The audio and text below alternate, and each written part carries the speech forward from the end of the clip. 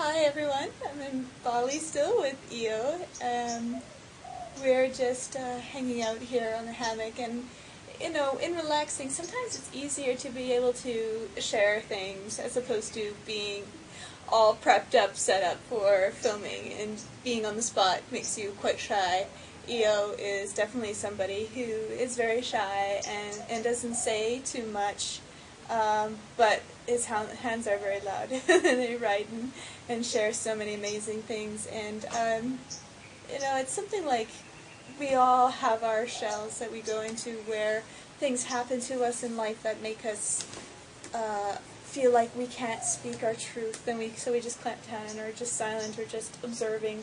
I mean, EO is somebody that, because he can see sound, he rather than listen to conversations or partake in conversations, he rather just observe the patterns and things like that. And so anyway, I'm somebody who really likes to help people come out of their shells, help them feel comfortable to speak and share without any kind of judgment of any kind. And I think one of the greatest crimes in the world is when we leave this planet and are buried in the ground and we have not been able to share our treasures with the world, our wisdom, our gifts, our perspectives, our visions, whatever. That to me is buried treasure. So I like to help people with this to be able to share their treasure with the world. So my interviews are always rather unorthodox, and I have people who wouldn't expect that I'd interview. I'm not like Lulu Mace in the way that I'm inspired by her. The way she interviews people more well-known, I guess. I like more of the unsung heroes, the people who, to help give them a voice kind of a thing and a platform. And I've got Eo's fro here in my hands, which is absolutely so much fun to play with. I love this fro. He is really cool. It's my little brother, Afro brother.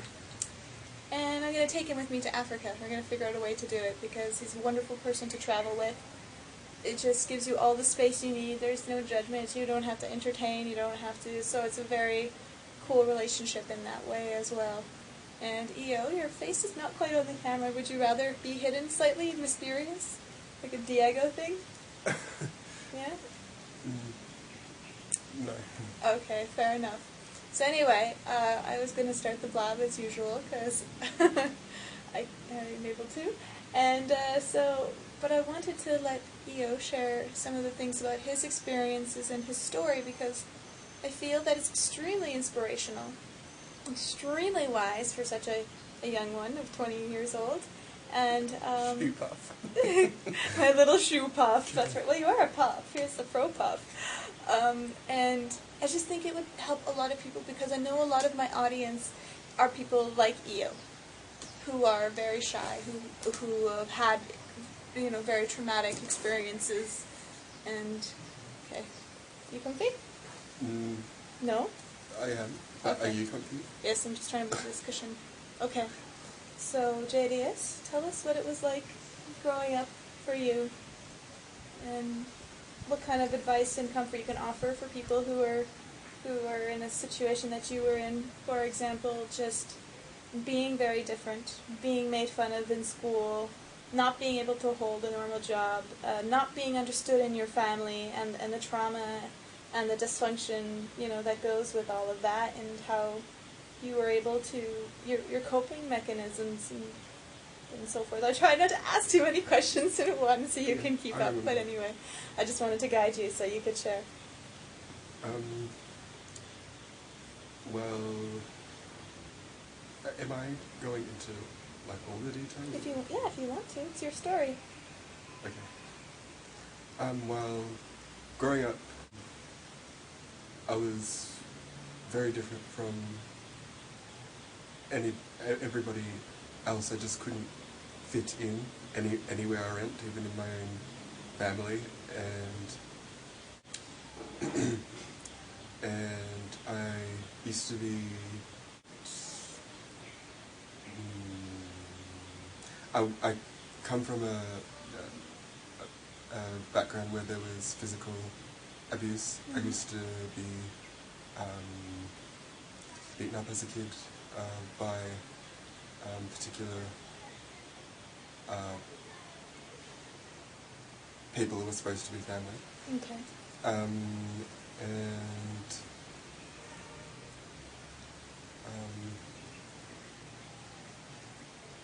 it was just a very difficult beginning, I suppose you could say, because I was only interested in playing with the bugs and being outside in nature, and I was interested in contemplating bigger things, like asking questions about the world, and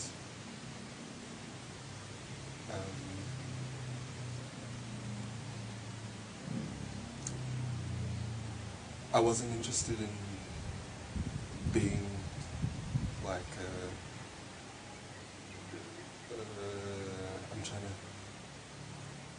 Be like what the world wanted you to be, or Yes. family and peers and so forth, that you just had this vision or understanding of who you are and what was really important, and you were sticking to that, holding to that, despite the amount of abuse and ridicule that you were to endure, which happens to so many other people as well, all the time. And you also have a sister that is a starseed, right? You were telling me. Might you tell people a little bit about her and her story as well? Because being sensitive, you're able to recognize and pick up these things, whereas other people in the family might not pick it up or know what is or what's going on. I have a little sister, and she's going on 12 years old, and she can't talk properly or function like all the other kids because the doctors identified her with autism or a form of autism and all these different labels that are just like autistic, and but she's really intelligent, and when just recently this year she just randomly came to us, You can do it. me and my mum, and were like, my real name's Allah, and you're not my real brother, and mum is not our real mum, and I was in a car crash to the earth, she said. A car crash to the earth? That does not sound like a car crash to me. That sounds like a spaceship crash to the earth. Did she confess that later, that it was Yes. actually a spaceship? Yes, she did. Okay. And? And she's also very telepathic. For one thing, I sent her a love heart to her in my mind, and she started giggling. So she definitely received the telepathic message. But yeah, I'm not sure where to go from here. Oh, no, that's okay. So, I mean, you also were saying when she was younger that she was staring at you intently as Yes. well, like she knew, she could see beyond the, Yes. the layers of time and space, in a sense, and the soul, and who we really were. And you were also saying that you were thinking that she might have been in some kind of maybe the Roswell crash or something as well, with the way she described things. And also just the sadness of her being here on this planet, that it's very difficult for her heart, and missing her other family and so forth. But, you know, at least she has your energy, which is very comforting. You know, that someone gets a sensitive person and knows how to speak telepathically and sees how she responds right away when you send her a picture or an image. Because you yourself are very sensitive as well growing up. Were you able to see your guides or have experiences with even things like the Men in Black or stuff like that? Yes. You were just telling me. You were writing me all kinds of letters one time about stuff like that. Why don't you tell people? Okay. How did it begin? Can we go to something else? Yeah, you want to? Yes. Yeah. So you guys, if you're back at home and you're going through a hard time right now and life is very tough, I mean, like Io was telling me his story and it was very heartbreaking for me to hear. I would travel back in time to go and visit him and comfort him, seeing him when he was in the closet or when he was crying, or, just to tell him of the kind of, one day it won't be like this. One day you will be a grown man and you will have control of your life and your environment, and you will be around people who are like-minded as well. So just, if you're going through a rough time, just, ride it out and do the best you can. Don't silence yourself. Don't choose not to speak. Don't choose to put yourself in anxiety or that you're always walking on eggshells, that it's not okay to be. Kindle that inner flame within yourself and know that there will be a time where things will be different and you will be able to shine and be free, like little Io here. Sorry, little Io. Little Io is 6'4", like my baby brother Steve. Anything you want to add? It can be anything. Doesn't matter of our subjects or topics. So just throw it out and just do whatever. However. Okay. Remember also to twist the story and to make it your own, in a sense of, I looked back at my own life and all the people that had done something nasty to me. I looked at it in a way that enabled me to see that in some way, shape or form they helped me become Of course.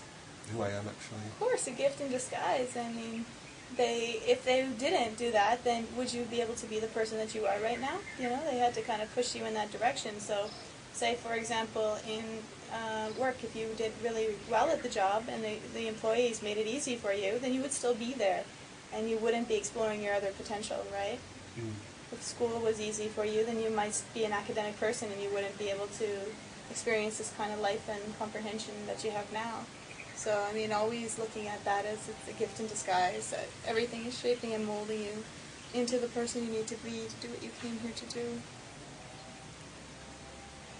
And try to just learn who people are and let them be without judgment. I guess that's basically the essence and theme of this video.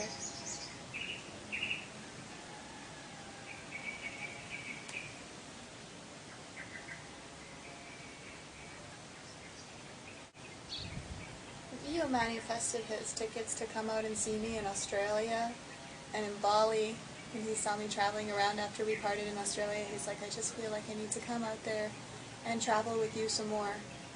He said when he first saw my videos too, he knew that he was going to come, work together kind of thing and travel together. And it's, even though he had absolutely no money, like $2 in his bank account, he still found a way. It just came together for him perfectly last minute, as usual, which is how the universe works. It loves to give you that little bit of suspense to see how bad you want it and how much are you going to trust and surrender and so forth. And he did it, and he managed to even extend his flight and for another 3 weeks. So we've been here for now about a month and a half. Well, he's been here for a month and a half with me, which was really only 3 weeks to begin with, and then extended out. And now he's really entertaining the idea of coming to Africa because Io's background is African on his father's side, is from Ghana. And so it would be really fun to see if we can find some of Io's long-lost family. Stuff like that by, I had an idea of how we could find some of his family by posting a picture of his fro on a milk carton and saying, do you recognize this fro? Is this similar to your fro? If so, this may be your brother. Right? Her principles. Because, do you want me just to say it and get into it? Yes. So, because Io has read those books and because of what he feels inside himself, he has decided that to be a virgin. And No, I haven't decided. Well, okay, explain it then, because I don't know where to go. Nobody can speak it better than you can, right?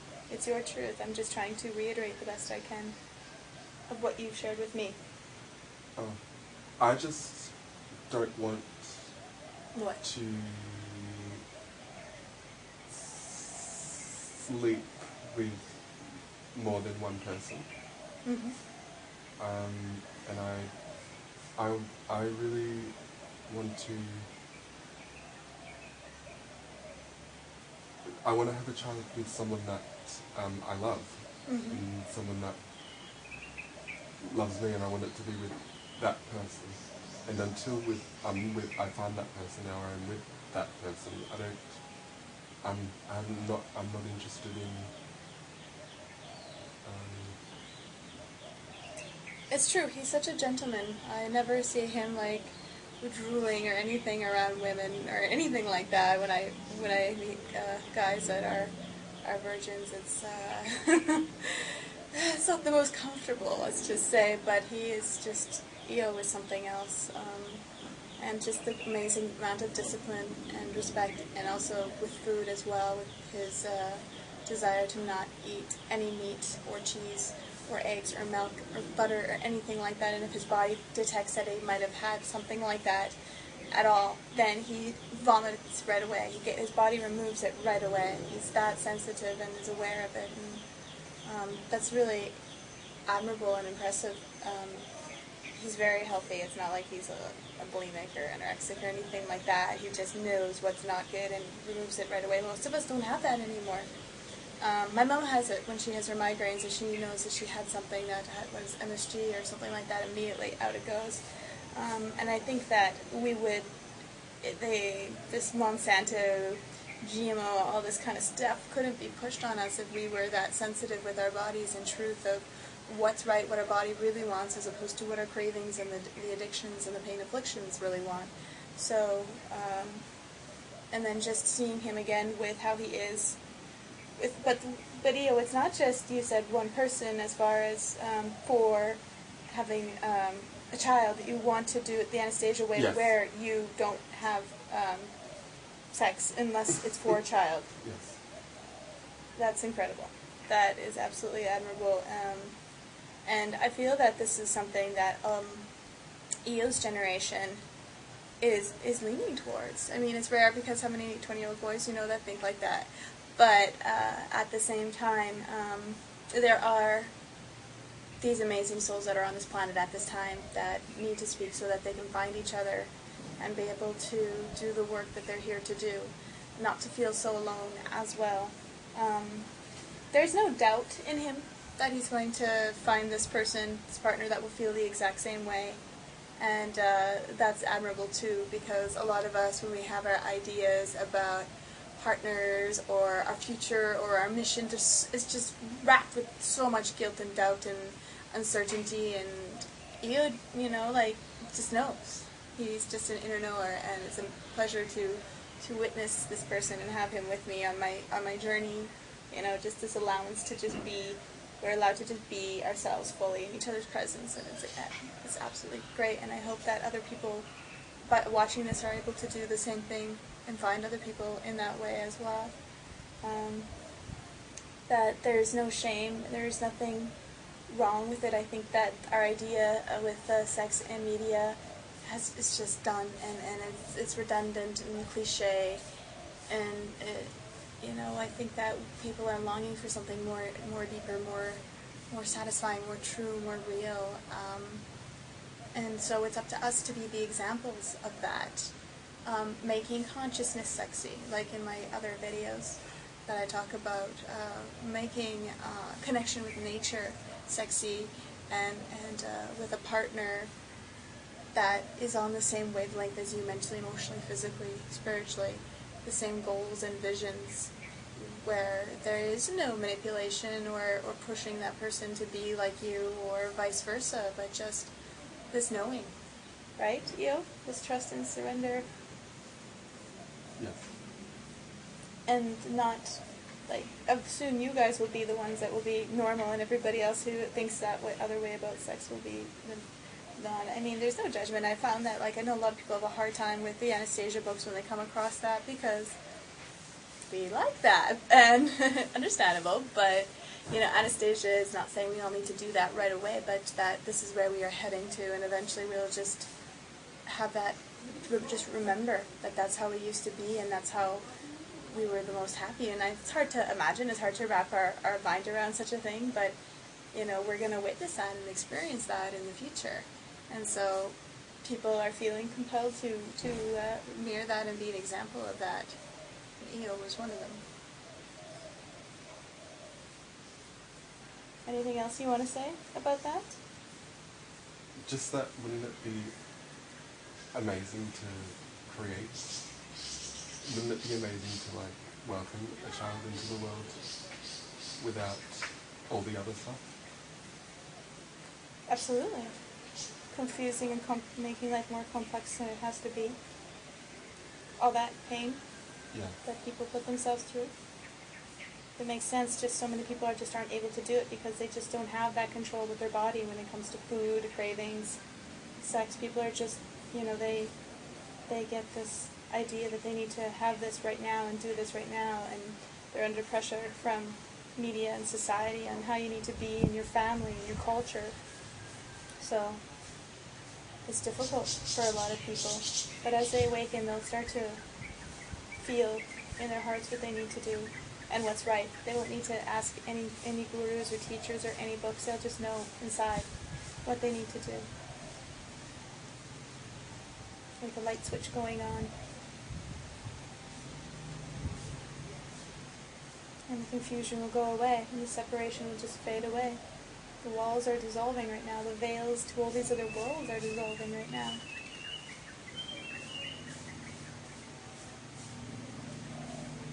I mean, you couldn't, steer in another direction if you wanted to, if somebody said, you have to do this, and, I mean, it's not like that you're doing it because you want to have some good karma or be a good person or make any kind of justification within yourself to be okay to live with yourself like so many people tend to do. And there's no, punishment from your guides, you're going to get an angelic kick in the ass if you don't. It's just what you feel compelled to do, what feels right, and everything else. Yes? Talk! And I don't... People, whenever I'm at the dinner table, they're like, oh, we're eating meat, no offense. And that bothers me because I don't care if other people are eating meat around me. I'm not judgmental to people. I'm not somebody who is religious when it comes to food. You gotta understand, though, with that, people are around a lot of, when they are surrounded by vegans or vegetarians, there are so many self-righteous ones that really make you feel lower than dirt if you are caught eating any kind of animal or animal product around them. You can kind of feel this energy or this air about them. And again, you're just a great example in that way, where there's just no judgment, that you're so comfortable within yourself and your own decisions that it doesn't matter what other people are making. You don't agree with it. You wish it wasn't that way, but you know that they will come to it when they're ready, kind of a thing. That's one of the things you said about being, vegan. People do this, they start it too early without really knowing what the right reasons for doing it. They're just because they ought to, and then they end up, giving it up shortly after. Did I say that right? Was that what? You know what I'm getting at? I know. Yeah, it was. Rescue me. It was. Actually, don't want to become a vegan. Just do it when your body calls you, says you're ready to do it, yes. kind of thing. I never struggled to become a vegan or somebody who doesn't eat meat. It was it was just a transition. It's okay. A very easy transition. And once you have had that shift happen within you, then there is no judgment for people who eat meat, because you're totally comfortable. And that's what we were getting at. And you are also feeling that the animals are going to shift in this way as well. Because, judging people who eat meat is also judging animals that eat meat as well. Yeah. And it's just how it is right now, but doesn't mean it will always be like that as it's shifting and changing. And there's a bug crawling up my back, and I hope it's not a spider. Speaking of Anastasia and in harmony with nature, here is the test of tolerance right on camera. Yes? Mm-hmm. Continue. And just, if you are interested in experimenting, I just suggest that kind of take note of what you're eating now and then look at what is in that food that your body is craving. Because, for instance, you might be someone who craves chicken or eggs or just in general, and just look at what is in all those ingredients that you crave, that your body's familiar with, and get it familiar with the alternative fruits, vegetables, nuts, herbs, food, and slowly begin replacing that. I think maybe I'm trying to think what's in chicken that is healthy, perhaps protein. So if you look up, find what is in, find a fruit or a nut or a herb or a vegetable that has the same mineral or nutrients, and then find out what your body prefers, and usually it's the plant, and that's what happened to me anyway. My body stopped craving, my body changed its cravings for those things to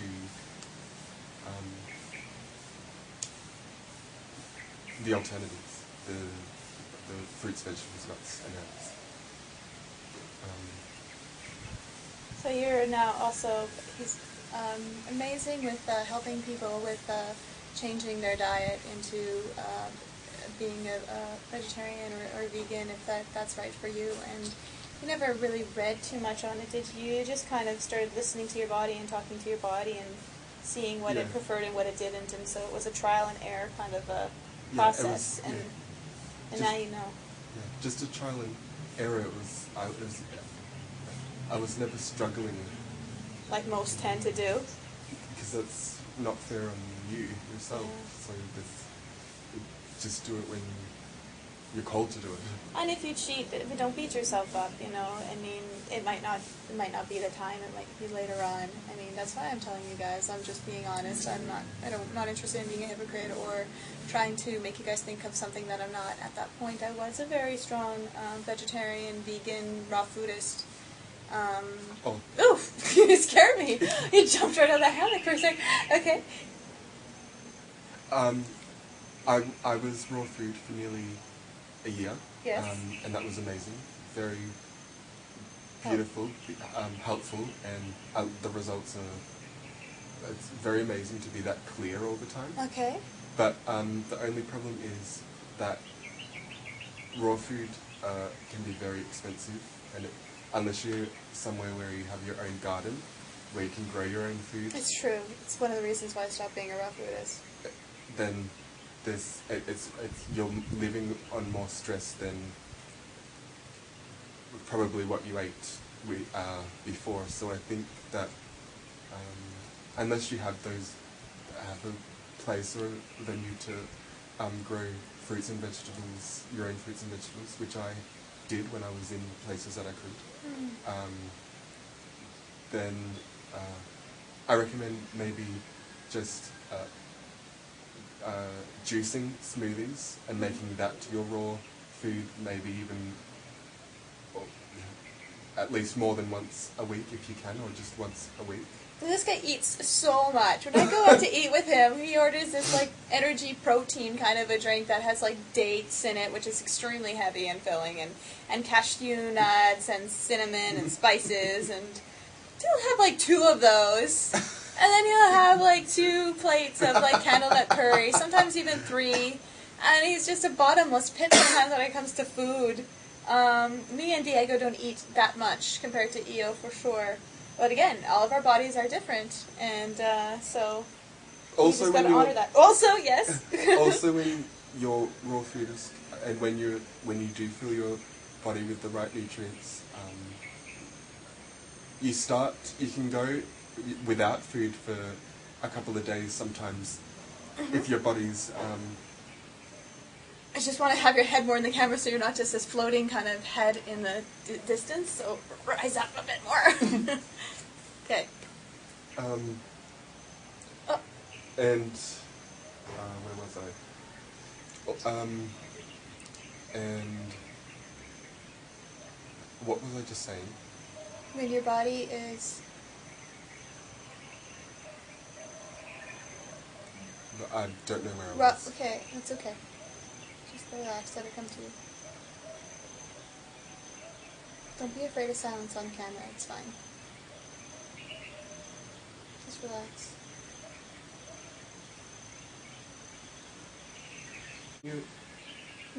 If you are able to go raw because you're able to grow your own food, what is really awesome is that you're high energy and you can wake up really early in the morning. True, I remember experiencing that when I was raw. And also, sometimes your body won't ask for food at all for a whole day or two. It's very freeing in that way. But I don't recommend it for people who don't have the money or just aren't able to... Aren't ready yet. Yeah, just aren't ready yet. It shouldn't be a chore. As soon as it starts becoming a struggle and like work, then you should abandon ship. Because it should just be very natural and flow. That's how you know when it's the right time to go into those kind of diets. And if it shifts, that's okay. Don't judge yourself. Again, be very gentle, loving, forgiving. And you'll find that it'll probably shift again. You know, we're constantly changing. Our bodies are, changing. The environment's changing. What's right for one might not be right for the other. And there's so much fads when it comes to health and spirituality and all these ideals of what is spiritual and what is not. And, frankly, it makes me sick. And because I'm in this category of a spiritual speaker and everybody has their ideas and opinions of how you need to be. And for me, it's just being me and being honest with myself and with you guys the best I can. And sticking to my morals and integrity the best I can and hoping that people will do the same. I know that EO is like that as well. And what were you saying before?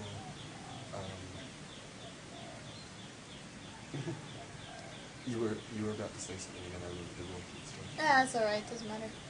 Probably said it already in another way.